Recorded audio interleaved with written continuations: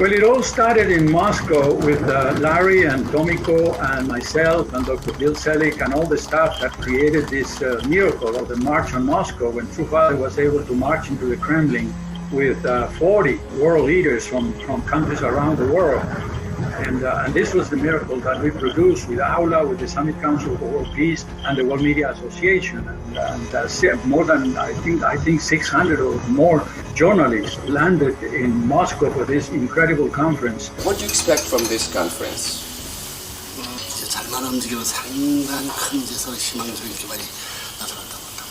Reverend Moon feels very good, uplifted, and a new era would be dawning after this conference.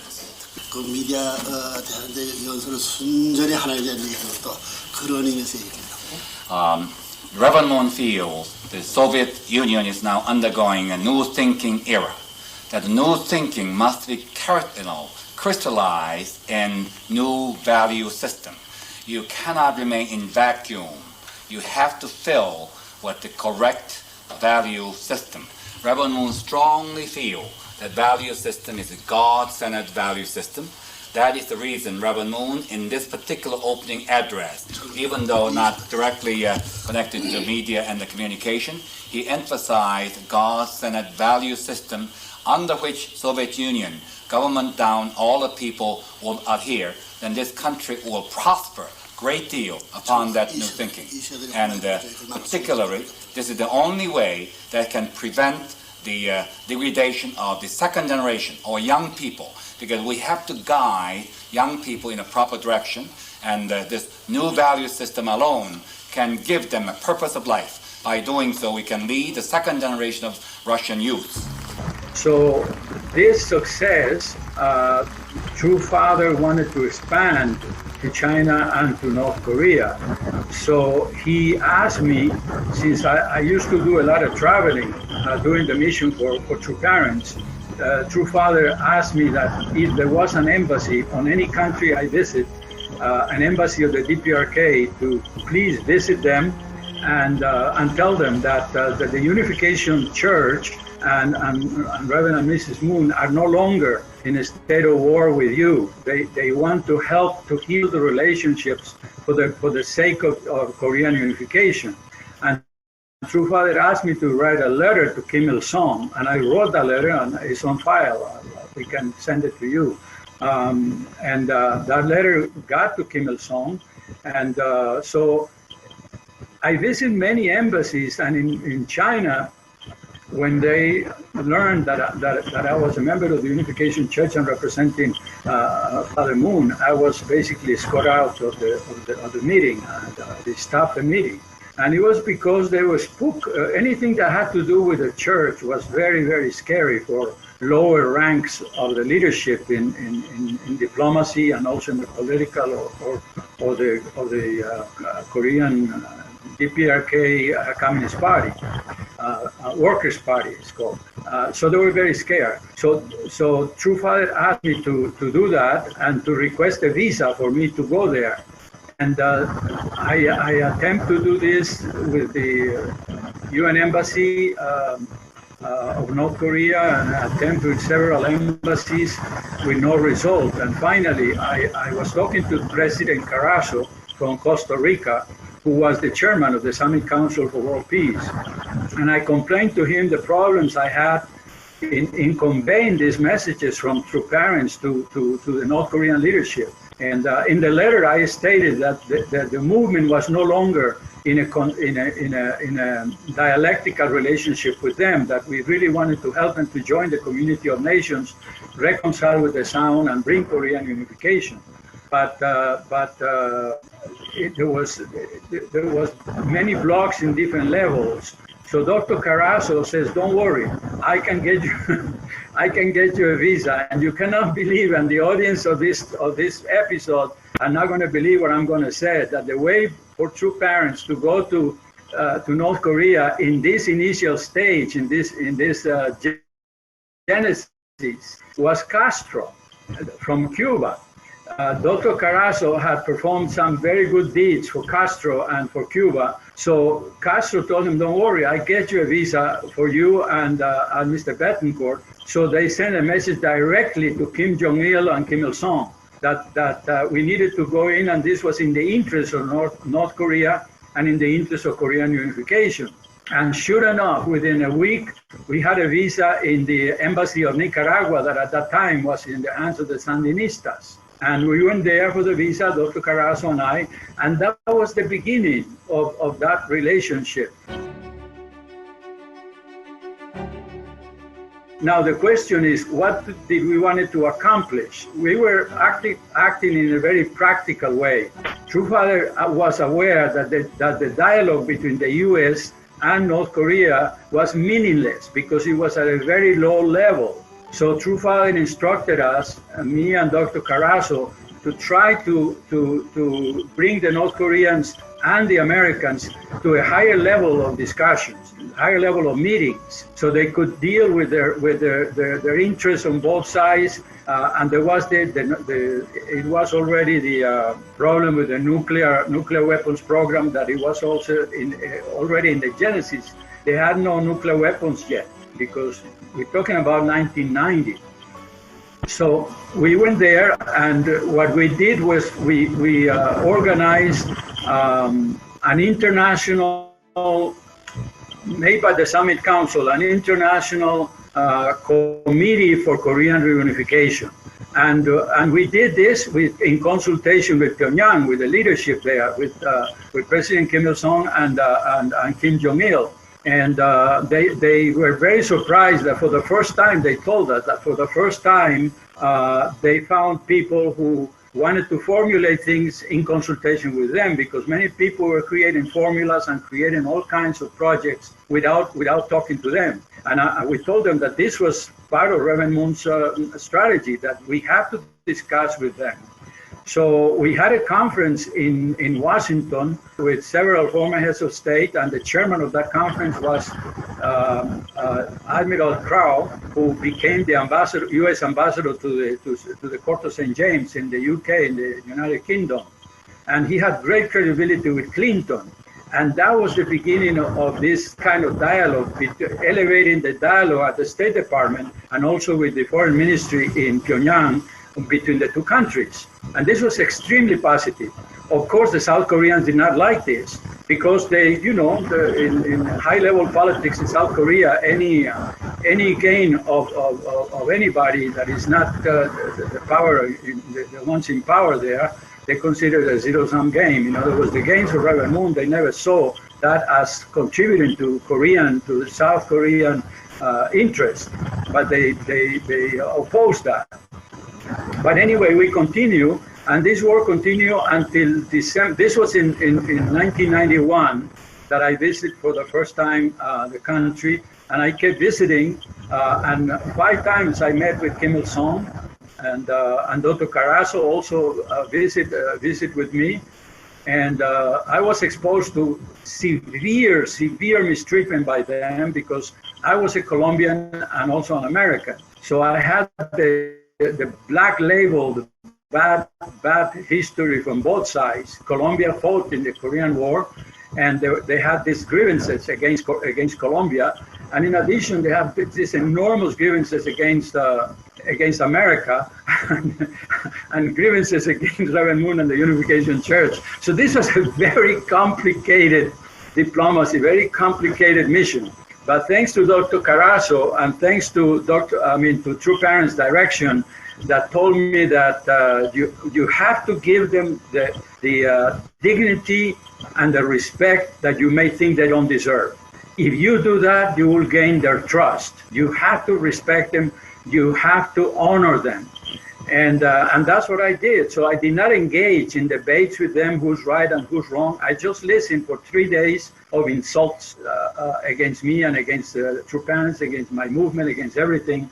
And once they emptied out their hearts, they were ready. They were ready to talk. And then I told them, I repeated again that the movement was not anymore in an antagonistic relationship with them, that they were seeking to help them to join the community of nations, opening the United States, knowing that without the U.S. support, North Korea could never join the community of nations nor the institutions, international institutions, especially financial institutions that they needed to restore or restructure the economy.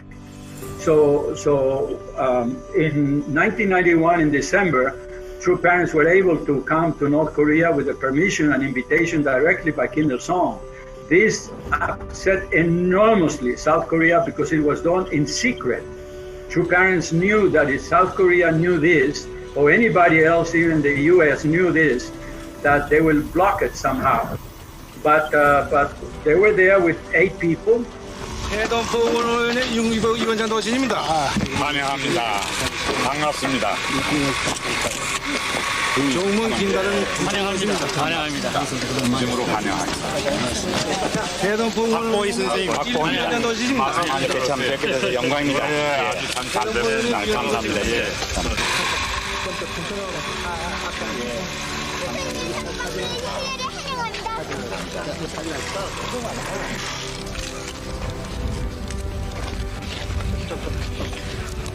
자, 윤기복 선생님.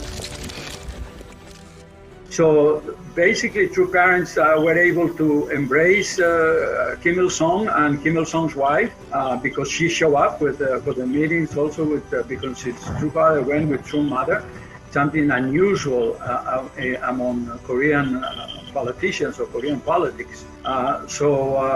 It was an amazing breakthrough, and true father and true mother were able to go to their places of hometowns, to their birthplaces, and to their amazement, those places were restored before they arrived. So Kim Il-sung did really extend the red carpet to receive true parents there.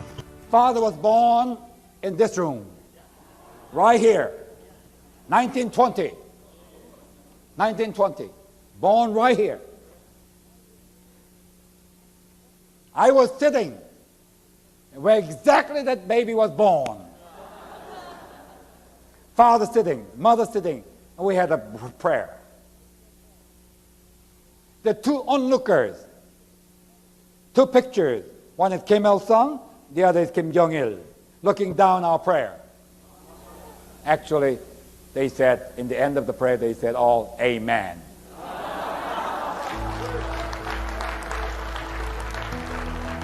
That was the beginning of a new relationship between North Korea, the US, South Korea, Japan, and even Russia and China, because we already make inroads in China with Dr. Park. And but all of this was the brainchild of Dr. Park and the true parents. True parents always spoke the truth and always acted with love and truth, and love and care. And they really wanted to take care of North Korea and help them. The problem was that the US was not ready for the big dream and the big vision that True Father had and True Parents had, nor South Korea. They just, the elite of South Korea wanted to do these things by controlling them. In other words, that the elite of South Korea will control the process. And true parents were acting not out of self-interest, economic or financial, as the South Korean elite is. They were acting on behalf of God and on behalf of humanity, the humanity of the North Koreans and the South Koreans. True parents felt that enough was enough. The suffering was too much. The division of the families was too much to bear. And True Father felt that he was getting old, and Kim Il-sung was getting old. And I believe that True Father knew somehow that Kim Il-sung's health was not very good. And so he needed to do this reconciliation and put the U.S. and North Korea and South Korea in a new plane, a new realm, and fulfill at least that. And that's what they did. So when Kim Il-sung died, he left this legacy of friendship with our movement that is still until today.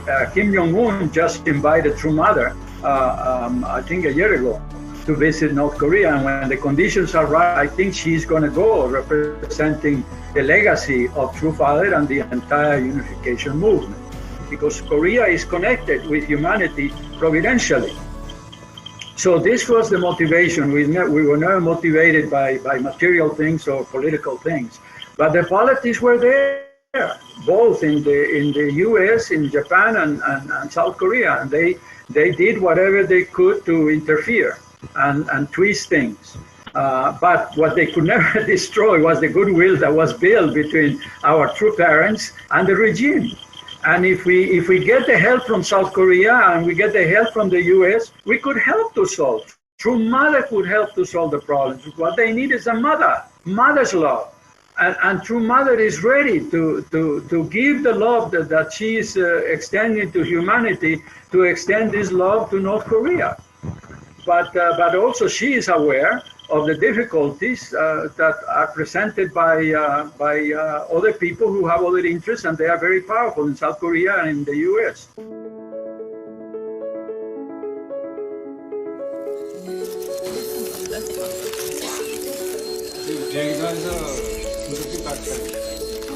It is amazing, and the advice that I got from True Father personally in how to deal with them gave me the trust of Kim Il-sung. Kim Il-sung called me son, something he will never do to anybody.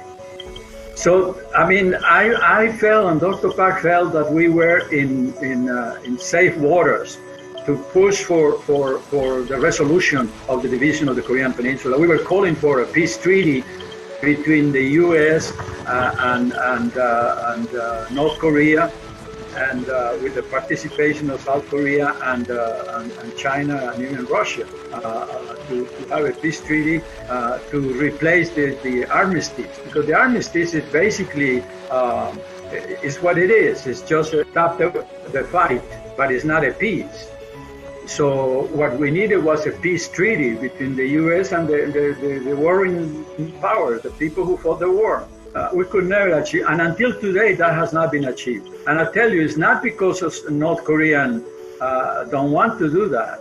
The thing is, the North Koreans have a very peculiar logic and political logic and political tradition and way to do things, and they push you to prove yourself whether you're sincere with them, and people don't pass the test. True Father didn't go there to endorse Kim Il-sung, to praise him and rub his shoulders. No, the meeting did not happen immediately because Kim Il-sung wanted to know what he's up to, what Reverend and Mrs. Moon are up to.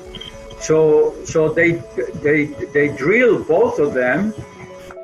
They invite them for meetings in which they will express why they came and what was their interest and so forth and so forth, and with the elite under Kim Il-sung. And in that meeting, True Father just laid out, Juche will never make it. The society that you're looking for will never make it. Nobody ever challenge that concept, that mindset among the North Koreans. Anybody who did this among the North Koreans end up losing their jobs and in a concentration camps and possibly losing their lives. So True Father, True Parents were there at the risk of their lives. And this was, the whole world was concerned about this. Members of the True family who didn't know that True Parents were going there. Some members of the True family didn't know. They were very upset because of the dangers in going there and knowing True Father. That True Father doesn't carry water in his mouth. He just talks. He allowed God to express. So basically, without intent of insulting them, he did, because he told them. And Kim Il-sung, of course, was listening, because they have circuits of listening devices for him to listen to this top VIPs that visit the nation. And this was one of the biggest fish Kim Il-sung could dream of meeting with. This was this leader who has this global foundation in more than 100, and at that time in 1991, it was more than 160 countries. So it was huge foundation. So he was listening to this.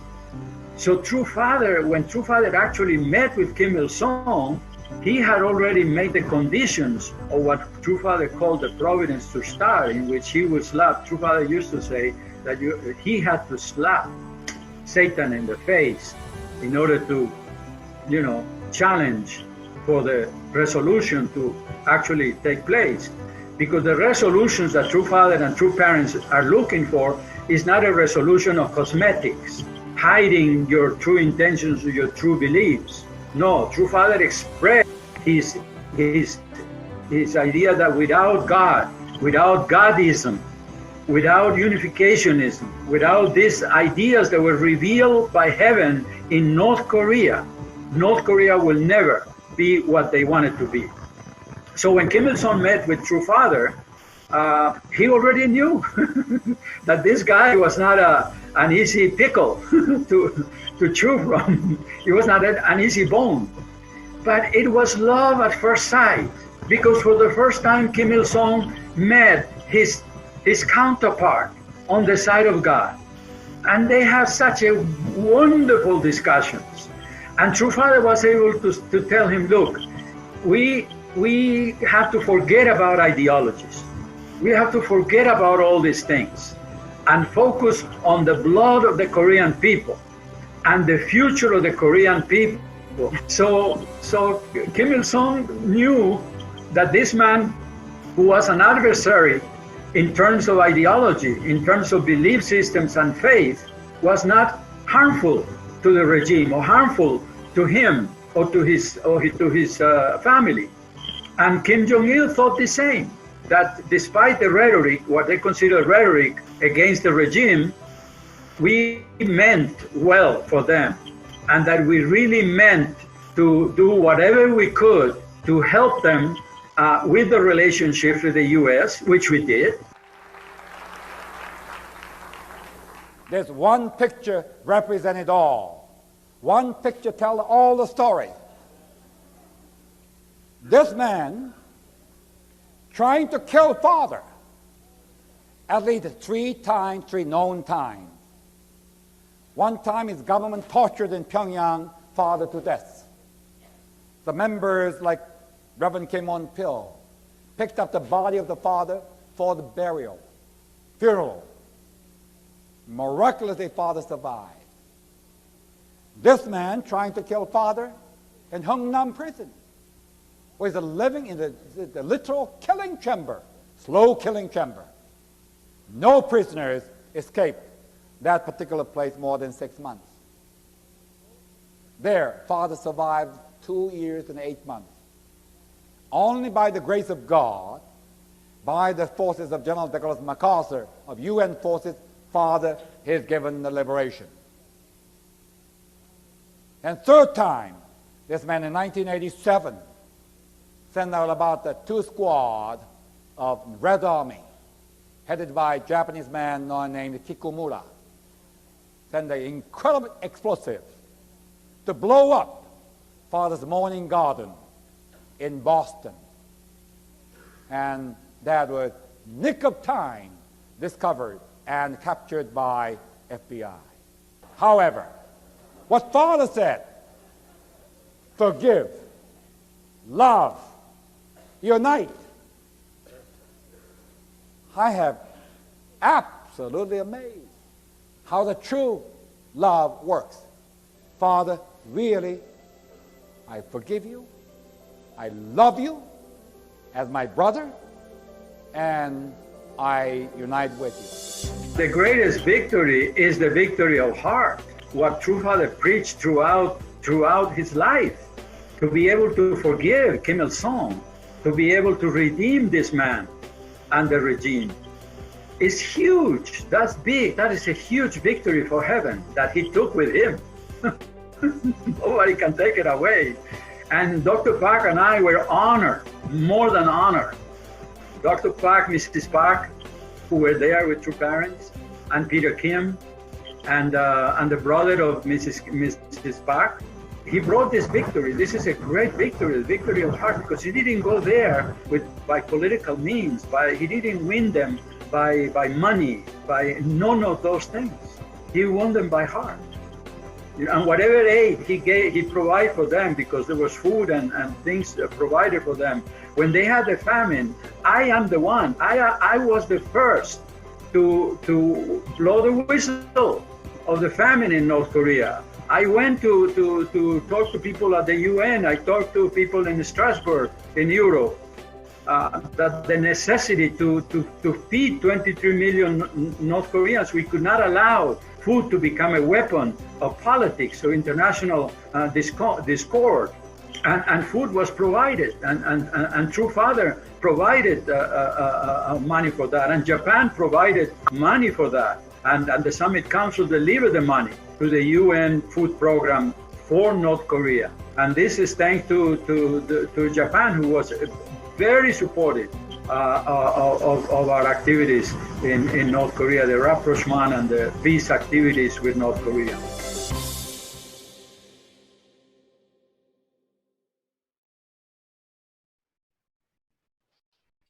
Wow,